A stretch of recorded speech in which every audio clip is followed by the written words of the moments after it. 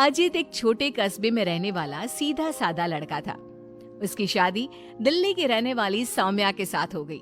सौम्या बहुत ही फैशनेबल लड़की थी। अजित की नौकरी छोटे कस्बे में होने के कारण सौम्या भी अजित के साथ छोटे शहर में रहने के लिए आ गई। सौम्या, तुम्हारा ड्रेस कुछ ज्यादा छोटा है, इसे पहनकर यहाँ बाहर मत निकलना। अरे तुम्हें पता नहीं, मैं दिल्ली की मॉडल लड़की हूँ और मैं तो हमेशा ऐसे ही कपड़े पहनती हूँ। तुम्हारी बात सही है सौम्या, लेकिन इस शहर के माहौल के हिसाब से कपड़े कुछ ज्यादा ही छोटे हैं। ओहो, मुझे नहीं पता था कि तुम्हें मेरे कपड़ों से इतनी प्रॉब्लम है। सौम्या, मुझे तुम्हारे कपड़ों से कोई परेशानी नहीं है, लेकिन अगर तुम ऐसे बाहर जाओगी तो लोग तुम्हें अजीब ढंग से देखेंगे। अच्छा ठीक है, अब तुम ऑफिस जाओ, तुम्हारा ऑफिस जाने का वक्त हो गया है। अजित को लगता है कि शायद सौम्या ने उसकी बात मान ली है। वो ऑफिस चला जाता है। थोड़ी देर बाद सौम्या अपना शॉर्ट ड्रेस पहनकर घर से बाहर सब्जी लेने के लिए जाती है। भैया, आधा किलो टमाटर देना। मैडम जी, कहीं बाहर से आए लगते हो, पहली बार शहर में आई हो का? तुमसे क्या मतलब? और तुम मुझे ऐसे घूर घूर के क्यों देख रहे हो?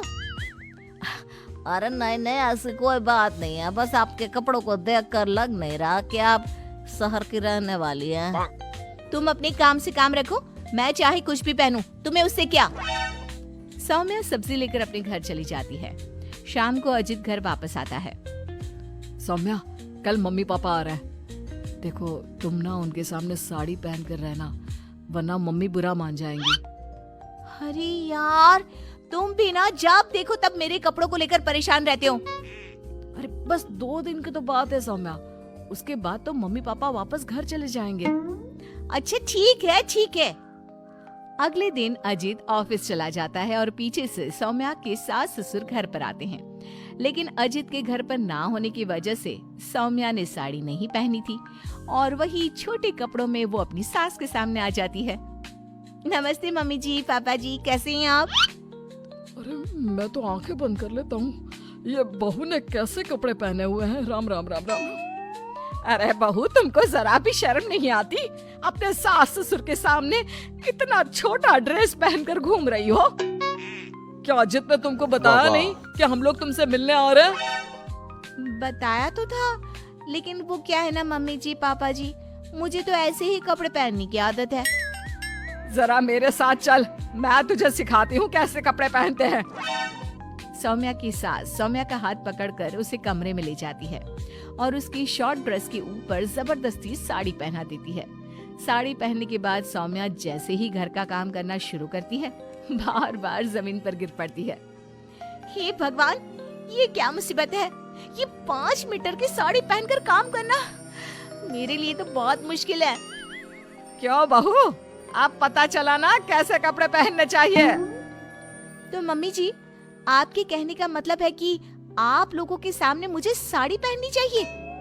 हाँ बहू, तुम्हारी सास के कहने का यही मतलब है। अब आगे से ध्यान रखना। शाम को जब अजीत ऑफिस से लौट कर आता है तो सौम्या को साड़ी में बेहाल देखकर उसे बहुत हंसी आती है। लेकिन अगली सुबह जब सौम्या सोकर उठती है तो उसके कपड़े देखकर अजीत और उसके माँ बाप का सर घूमने लगता है। अरे सौम्या, तुमने ये क्या पहना है? आपकी मम्मी ने साड़ी पहनने के लिए कहा था तो मैंने साड़ी पहन ली। लेकिन सौम्या, तुम्हारी साड़ी तो घुटनों तक ऊंची है, जैसे ये साड़ी ना हो कोई मिनी स्कर्ट हो। वो क्या है ना बेबी, तुम्हारी मम्मी ने मुझे सिर्फ साड़ी पहनने के लिए कहा था, उसकी लंबाई नहीं बताई थी। हे भगवान, ये कैसी बहू पल्ले पड़ी है? अरे ये क्या अजूबा बनकर घूम रही है? लगता है मुझे फिर से आंखें बंद करके ही रहना पड़ेगा। अरे पापा जी, आप एक बार आंखें बंद कर ही लीजिए, बार बार डायलॉग मारते रहते हैं। ये तुमने क्या हुलिया बना लिया है सौम्या? अजीत के मम्मी और पापा अपनी बहू की हरकतों से परेशान होकर वापस चले जाते हैं। अजीत सौम्या को समझाने की कोशिश करता है, लेकिन वो उसकी कोई बात नहीं सुनती। एक दिन सौम्या कुछ ज्यादा ही फैशनेबल कपड़े पहनकर घर से बाहर निकलती है। उस छोटे से कस्बे के लोगों ने उस तरह के कपड़े कभी देखे ही नहीं थे। अरे बहन, क्या बात है? तुम्हारे पास पहनने को कपड़े नहीं का? लगता है बहुत गरीब हो। चलो मेरे साथ, मैं तुम्हें अपनी पुरानी साड़ी दे दूंगी। हाँ, पागल हो गई है क्या? ये आजकल का फैशन है, फैशन।